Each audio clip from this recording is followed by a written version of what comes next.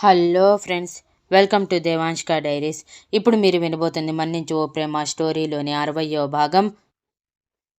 ఆ నలుగురు ఒకరి మొహం ఒకరు చూసుకొని, ఈ అమ్మాయినే కదా రిషి పెళ్లి చేసుకుంది, ఇంత సడన్గా, పైగా కొడుకు కూడా ఉన్నాడంట, ప్రేమించి పెళ్లి చేసుకున్నాడంట, చూడు ఎలాంటి చీర కట్టుకొని వస్తుందో, ఈ ఇంటి కోడలు ఎలా ఉండాలి, ఎంత టీవీగా రాచరికం చూపిస్తూ కంచిపట్టు చీరలు నగలు వేసుకొని కనిపించాలి, కానీ ఈ అమ్మాయి అసలు ఈ ఇంటికి సరిపడేలా ఉందా అని వాళ్ళల్లో వాళ్ళే గుసగుసలాడుకుంటూ ఉండగా వసుధార వాళ్ళ ఎదురుగా నిలబడి చేతులు కట్టుకొని, నేను సరిపోతానో లేదో నా భర్త, నా అత్తామామలు, నా వాళ్ళు చూసుకుంటారులే, కానీ మీకెందుకు అదంతా, ఇంతకి మీరెందుకు వచ్చారో చెప్పలేదు అని అడిగింది.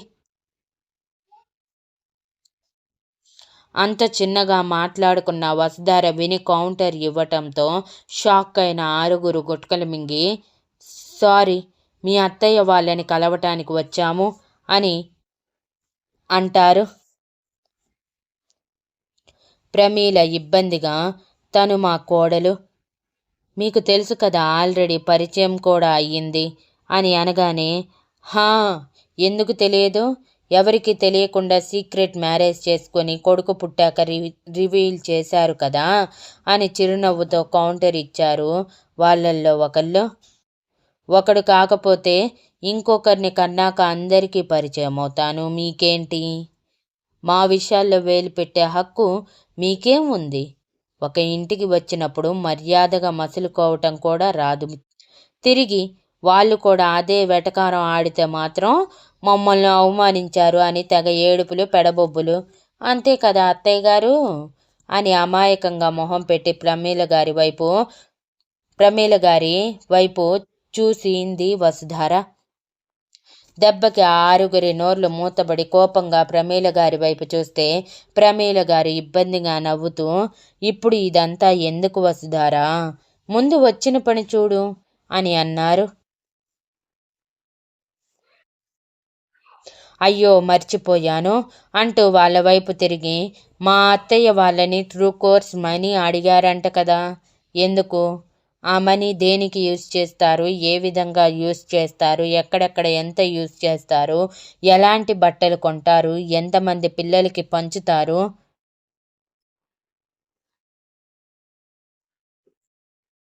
ప్రతి ఒక్క డీటెయిల్ ఇవ్వండి, తర్వాత మనీ ట్రాన్స్ఫర్ జరుగుతుంది, అది కూడా కరెక్ట్గా ఉంటూనే, లేదంటే మీరు తిరిగి మీకు ఇష్టమైన క్లబ్కి వెళ్ళిపోవచ్చు అని అంటుంది వసుధార.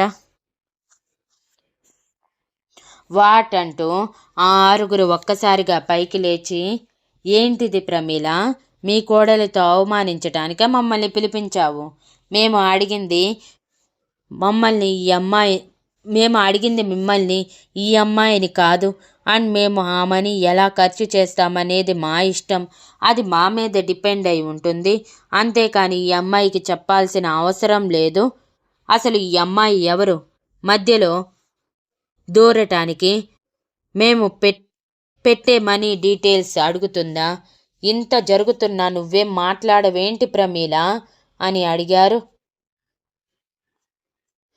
ప్రమీల గారు ఇబ్బందిగా నవ్వుతూ, వసుధార పక్కనే నిలబడి తనకి మాత్రమే వినిపించేలా, ప్లీజ్ వాళ్ళ ముందు నా పరువు తీయకు, డబ్బులు ఇచ్చేసేయ్, అయినా మనకి 2 కోట్లు అంటే ఒక లెక్క కాదు, వెనక కోట్లకి కోట్లు ఆస్తి ఉంది, ముష్టి 2 crores పోతే మనకి వచ్చే నష్టం ఏం లేదు, ఇచ్చేసేయ్ అని అనగానే వసుధార చాలా కోపంగా ప్రమీల గారి వైపు చూస్తూ, ఆ డబ్బు మీకు నథింగ్ ఏమో, కానీ నాకు కాదు, ఆ డబ్బుతో ఎన్నో చేయొచ్చు, ఎంతోమంది పిల్లల్ని చదివించవచ్చు, ఇంకెంతో మంది పిల్లల భవిష్యత్తుని తీర్చిదిద్దచ్చు, ఆఖరికి అటువంటి 2 కోట్ల డబ్బులు ఊరికినే ఇచ్చేస్తారా, అవి ఎందుకు ఎలా యూజ్ చేస్తారో చెప్పండి, అయినా నాకు అడగటానికి రైట్ లేకపోవటం ఏంటి, మనం ఇచ్చే మనీ ఎలా యూజ్ చేస్తున్నారు తెలుసుకునే రైట్ మనకు ఉంటుంది,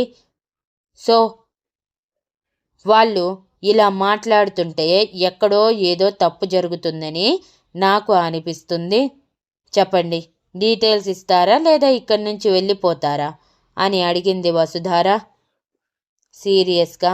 దెబ్బకి వాళ్ళ ఆరుగురు గుసగుసలాడుతూ, ఇదేంటి ఈ పిల్ల ఇలా ఉంది, ఒకవేళ మన గురించి తెలిసిపోయిందంటావా?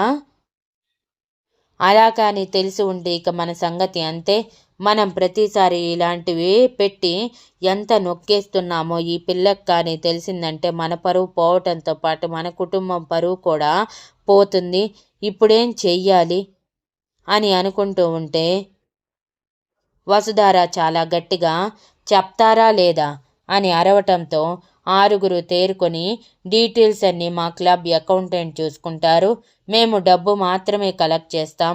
అయినా 2 కోట్లు మీకేదో చాలా ఎక్కువ అన్నట్టు మాట్లాడుతున్నావే. ఆ అమౌంట్ మీకు జస్ట్ కుడి చేతితో ఇస్తే ఎడమ చేతికి కూడా తెలియనంత. అయినా కూడా నీకంత కకృతి ఏంటి అని నిష్ఠూరంగా అన్నారు వాళ్ళు. 2 కోట్లు ఆఫ్టర్ ఆలా మీకు? అంత ఆఫ్టర్ ఆల్ అయితే ఆ మనీ మొత్తం పెట్టుకోలేకపోయారా? మా వరకు ఎందుకు రావటం? మీరు కూడా వెనక కోట్లు పోగు చేసిన వాళ్ళేగా. మీ డబ్బు పెట్టి ఇలాంటి సేవలు చేస్తే మీకే వస్తుంది పుణ్యం. కానీ అలా చేయకుండా మమ్మల్ని ఎందుకు అడిగి మరీ అనిపించుకోవటం?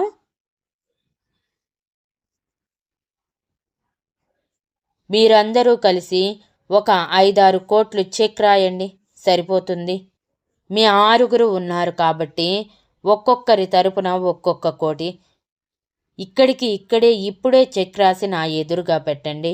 నెక్స్ట్ సెకండ్ మా అత్తల తరపున నేను చెరో కోటి రాసిస్తాను. ఏంటి రాస్తారా అని వెటకారంగా నవ్వుతూ అడిగింది. వాళ్ళు ఉక్రోషంగా వసుధార వైపు చూస్తూ ఒక్కసారిగా లేచి నిలబడి, ఇదేనా ప్రమీల ఇంటికి వచ్చిన గెస్ట్లకి మర్యాద చేయటం? ఇందుకేనా మమ్మల్ని పిలిపించావు? ఏదో పెద్దవాళ్ళు పేదవాళ్ళకి సహాయం చేస్తారని అడిగితే ఇంత అవమానమా అని అడుగుతుంటే వసుధార చిటికి వేసి, ఇక్కడ అంత అవమానమేమీ జరగలేదు. మీరు అలా ఊహించుకుంటే అందులో మా తప్పేమీ లేదు.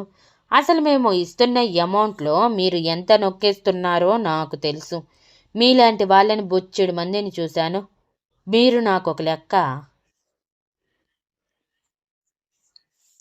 మా అత్తయ్యలు అమాయకులు కాబట్టి 4 పొగడ్తలు వేసి బుట్టలో వేసుకొని ఇప్పటి వరకు డబ్బులు కాజేశారు. ఇక నుంచి అలా కుదరదు. మా అత్తయ్యలు ఇకపై మీ క్లబ్కి రారు. వాళ్ళ మెంబర్షిప్ కూడా తీసేయండి. అండ్ ఇంకెప్పుడు ఇలాంటి చెత్త రీజన్స్ పెట్టుకొని మనీ కోసం మా ఇంటి వైపు రాకండి. 2 కోట్లు ఆఫ్టర్ ఆల్ అంట అని వెటకారంగా చెప్పి, ఇక దయచేయండి, అందుకున్న మర్యాదలు చాలు కాని అని అంది వసుధార మొహం మీదే. హర్ట్ అయిన వాళ్ళు, బాగా చూపించావు నీ లో క్లాస్ బుద్ధి. అసలు ఈ ఇంటికి నువ్వు సరిపోవు. అందుకేనేమో ఇంతకాలం మీ వాళ్ళు నిన్ను కోడలిగా యాక్సెప్ట్ చేయలేదు. అందుకే ఇంతవరకు నిన్ను పరిచయం చేయలేదు. లేకపోతే ఇంత పెద్ద ఇంటికి కోడలివి నీ గురించి బయటికి రాకపోవటం ఏంటి? బాగానే ఇంటి మొత్తాన్ని గ్రిప్లో పెట్టుకున్నావు. నీలాంటి వాళ్ళు ఇలాంటి పెద్దవాళ్ళ ఇళ్లల్లో మగాళ్ళని ట్రాప్ చేసి పెళ్లి చేసుకునేది ఇలాంటి వాటి కోసమేలే.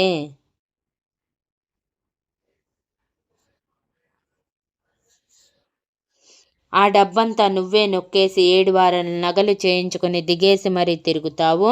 ఈ ఆస్తి మొత్తాన్ని నీ కంట్రోల్లోకి తీసుకొని వీళ్ళందరినీ నీ కింద పని మనుషుల్ని చేసుకుంటావు, అంతేగా? నీలాంటి వాళ్ళని బొచ్చెడు మందిని చూసాం మేము. అందులో ఒకరు చెప్పి మంచి మర్యాద చేశారు ప్రమీల, మధుర. ఇంకొకసారి మీ వైపు చూడము. ఏదో పెద్దవాళ్ళు 4 డబ్బులు సాయం చేస్తారు, పుణ్యం మూటగట్టుకుంటారు అనుకున్నా కానీ ఇలా పుణ్యానికి పోయి ఎదురు మాటలు పడేలా చేస్తారని ఊహించలేదు. మీకొక నమస్కారం, మీ ఇంటికొక నమస్కారం. ఇకపై ఇటు సైడ్ రాము అని విసురుగా అనగానే అన్న ఆవిడ చెంప పగిలిపోయింది వసుధార చేతిలో.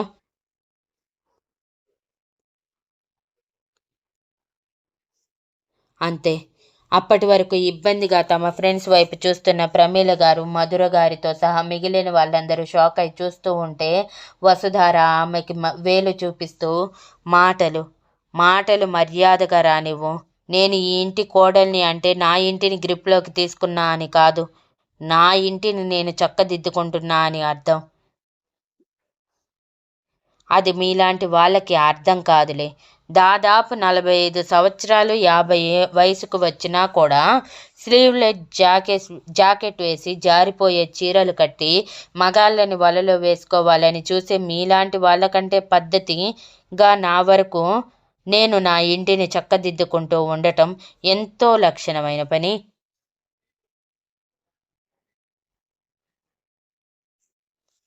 ఇంకొకసారి నా గురించి కారు కూతలు కూసావంటే నాలుక తెగ్గొస్తాను. మీరు ఏమన్నా పడి ఉండే టైప్ కాదు నేను. అర్థమైందనుకుంటా. ఇక పోండి అని గట్టిగా అరిచి చెప్పింది.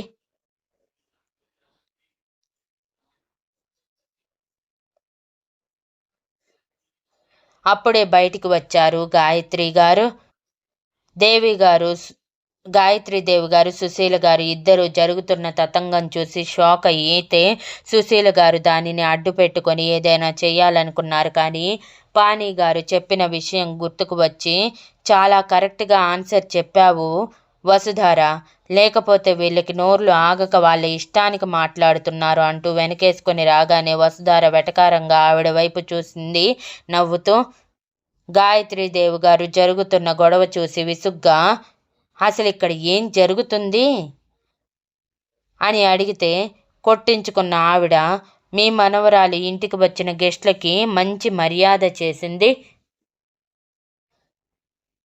ఇక వచ్చే వాళ్ళందరికీ జాగ్రత్త చెప్పాలి, లేదంటే ఇలా వచ్చిన ప్రతి ఒక్కరిని కొట్టేస్తుందేమో. ముందు వెనక చూసి సంబంధం కలుపుకోవాలి. కానీ ఇక్కడ అలా జరగలేదని అర్థమైపోయింది. ఇంకెప్పుడు ఈ ఇంటి వైపు చూడము అని అనగానే గాయత్రీదేవి గారు గంభీరంగా, మాటలు జాగ్రత్తగా రానియండి. ఎవరి గురించి మాట్లాడుతున్నారో మర్చిపోవద్దు.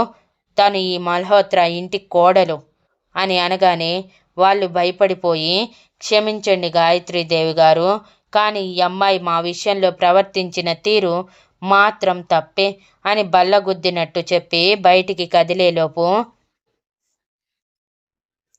వసుధార వాళ్ళని ఆపి, అమ్మమ్మ గారు, నేను ఏ తప్పు చేయలేదు. అది నిరూపించటానికే వీళ్ళని ఆపాను. వీళ్ళు అనాథ పిల్లలకి బట్టలు పంచటానికి చెరో 2 కోట్ల రూపాయలు ఇద్దరి అత్తల్ని అడిగారు. నేను జస్ట్ ఆ మనీ ఎలా యూజ్ చేస్తారు, ఎక్కడ పంచుతారు, ఎలా పంచుతారు, ఎన్ని పంచుతారు అని, ఎంతమందికి పంచుతారు, ఆశ్రమాల లిస్టు ఉందా అని అడిగితే చెప్పకుండా మంచి మర్యాద చేస్తున్నారు అంటూ నన్నే బ్లేమ్ చేయటానికి ట్రై చేశారు.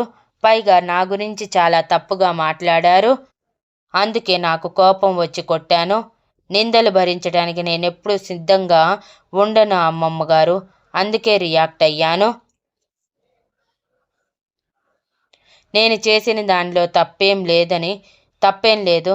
తప్పుందని మీకు అనిపిస్తే మీరు ఏ శిక్ష వేసినా భరించటానికి సిద్ధంగా ఉన్నాను అనగానే సుశీల గారి కళ్ళు మెరిశాయి.